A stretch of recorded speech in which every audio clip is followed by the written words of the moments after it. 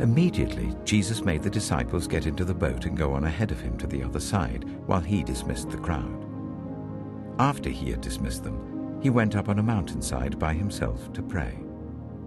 Later that night, he was there alone, and the boat was already a considerable distance from land, buffeted by the waves because the wind was against it. Shortly before dawn, Jesus went out to them, walking on the lake. When the disciples saw him walking on the lake, they were terrified. "It's a ghost," they said, and cried out in fear. But Jesus immediately said to them, "Take courage, it is I. Don't be afraid." "Lord, if it's you," Peter replied, "tell me to come to you on the water." "Come," he said. Then Peter got down out of the boat, walked on the water, and came towards Jesus. But when he saw the wind, he was afraid, and beginning to sink, cried out, "Lord, save me."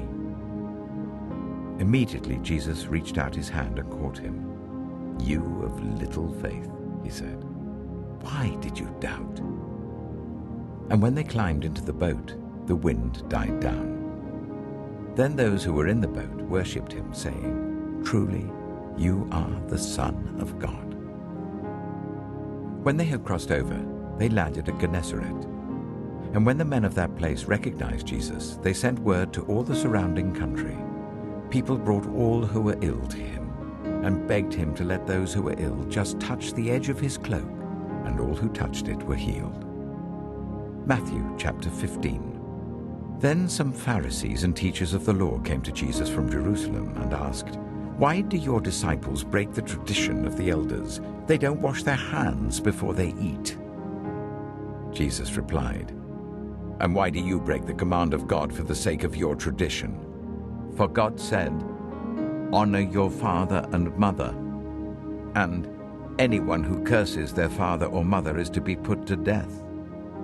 But you say that if anyone declares that what might have been used to help their father or mother is devoted to God, they are not to honor their father or mother with it. Thus you nullify the word of God for the sake of your tradition, you hypocrites. Isaiah was right when he prophesied about you. 'These people honor me with their lips, but their hearts are far from me. They worship me in vain.